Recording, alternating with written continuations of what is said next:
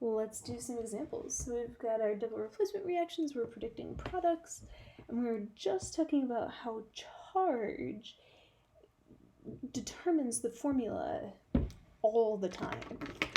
Okay, so we can take, I'll link this page also.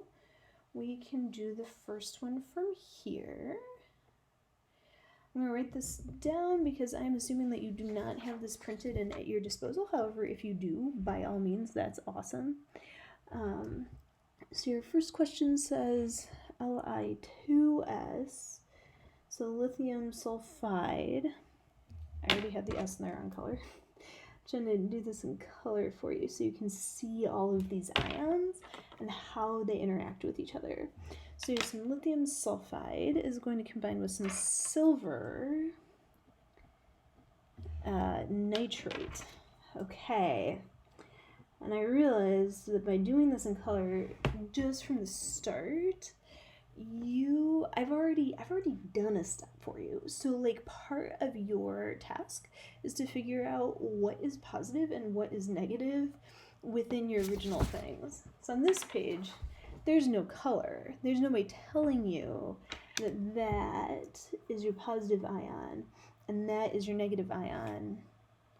Or again over here, you have to recognize that that NO3 is a polyatomic.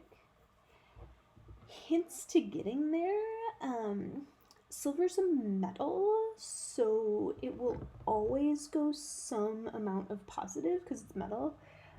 Nitrogen and oxygen are both nonmetals. Nonmetals in an ionic thing, that's a polyatomic. You can do it that way. You can say, for example, that's a metal, those are nonmetals, that must be where that's going to break. Do it again. Metal, nonmetals, that's kind of the separation between the positive ion, always going to be a metal, and the negative ion, almost always nonmetal.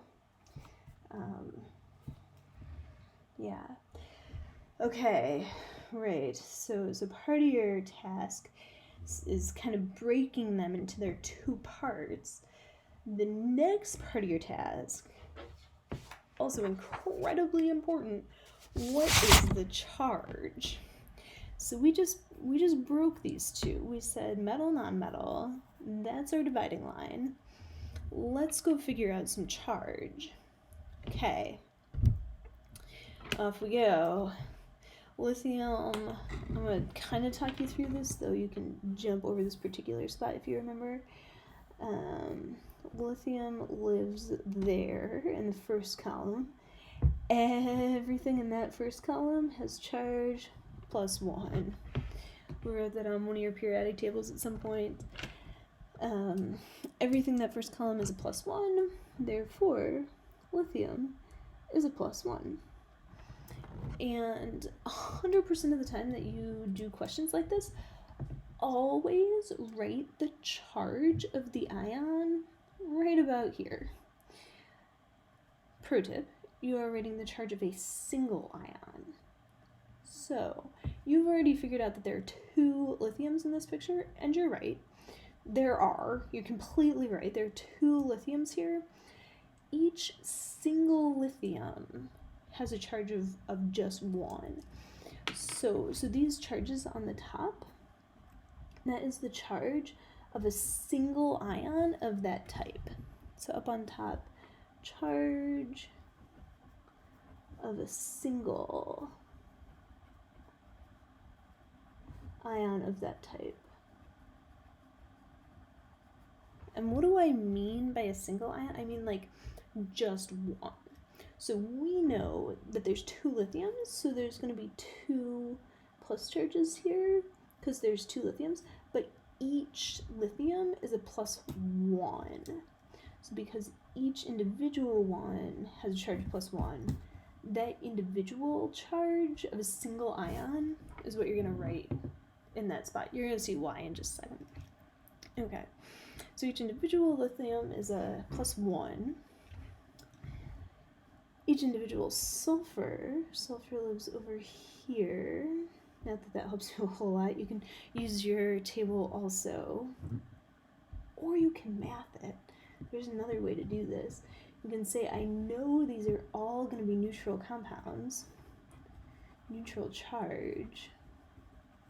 If I have 2 plus 1s, there's a math question here. 2 minus something gives you a neutral compound. You can solve the charge of the sulfur. You can look up the charge of the sulfur. You can math it. That sulfur, 100% of the time, just based on the column that it's in, each individual sulfur will always have a charge of -2. That math method is going to come in somewhat handy for you, because on this next question, guess what you've got right off the bat? They did this to you in question 1. Do you know the charge of the silver? Answer, no, you don't. You're going to math it, you're going to find it. We're not totally left in the dark here. But silver lives over here in no man's land, or whatever you want to call that. The transition and other metals can have variable charge, which is awesome. So what we're going to do when we have a transition metal is we're going to take, since we don't know, there's a floating question mark there for now, we're going to take the other thing, solve the other thing, go backwards to figure out the charge on the silver. Don't worry, you got this. You got this. I think nitrate's over here, though that could be totally wrong. On your polyatomics, right? I should say that. NO3, 1 nitrogen, 3 oxygens, it's polyatomic. Look for it on your polyatomic ions page, the one with all the circles on it. So find your nitrate on your polyatomic ion page. And what you're looking for is your key to all of this, which I wrote over on the side apparently. Your key is that everything has a neutral charge. Okay, so what you're looking for is the charge. You find your NO3. I don't know where my polyatomics are, I'm sorry. Yeah, assuming you can find them. Find the page with circles, polyatomic ions page. Find your nitrate. It's a nitrate. It's got a charge of -1. So a single nitrate has a charge of -1. With that information, what is the charge of your silver? Silver is something plus -1 equals, it's still going to be a neutral compound. Something -1 is 0. It's not 2, it's not 4. 1 minus 1 is 0. Using that, we found the charge of your silver. That silver, even though it's in this transition metal territory, we found its charge because we knew the charge of the other ion. Right. Double replacement reaction is the first thing you're going to do every time, is find the charge of your ions. Find charge of individual ions.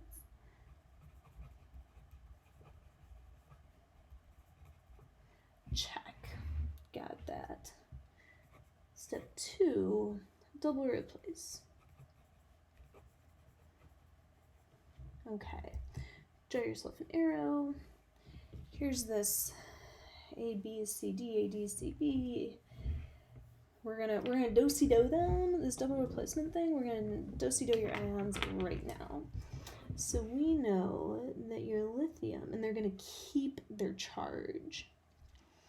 Lithium starts out with sulfide, but it's gonna wind up with your nitrate. So we're gonna get some lithium nitrate. I would rate them with their charges first. And also the silver, everything keeps its charge. That silver is going to stay a +1. and it's going to go bond with your sulfur, which is going to keep its charge of -2. Hope you're seeing that. So the lithium starts with the sulfide and winds up with the nitrate. The silver starts with the nitrate and winds up with the sulfide. You've got a double replacement going on. In your final step, often the first step is the trickiest. In your final step, write your products as neutral compounds. So write the products as neutral compounds. Here's your second step with a little bit of math, but it's not so bad. You get the flavor of it here eventually. You've got a lithium as a +1, a nitrate's a -1. That's actually neutral. 1 lithium ion and 1 nitrate ion. That is a neutral compound. Lithium nitrate, just like that, +1, -1. Neutral compound and done. Plus, your silver is a +1, your sulfide is a -2. Use your polyatomic brain from Thursday of last week. If you're staring at this and you're like, what is going on? Rewatch Thursday's video last week where we did polyatomic compounds. So our goal is a neutral charge. Here we've got a +1, -2. Is +1, -2 0? Ooh. We need more positive. Add another silver. Now we've got +2, -2. Is that 0? Yeah. So we need 2 silvers. We're going to write those 2 silvers with a subscript. Silver, we need 2 silvers to balance with that sulfide, to neutralize that sulfide. Those are our final compounds. So lithium nitrate is 1 lithium, 1 nitrate. Silver 1 sulfide, because it's got a charge of 1. Silver 1 sulfide has a formula of 2 silvers to neutralize that 1 sulfide. Okay, so this is by far the longest example because we talked through each step. I'm going to do a second one in a second video and do it a little bit faster, okay?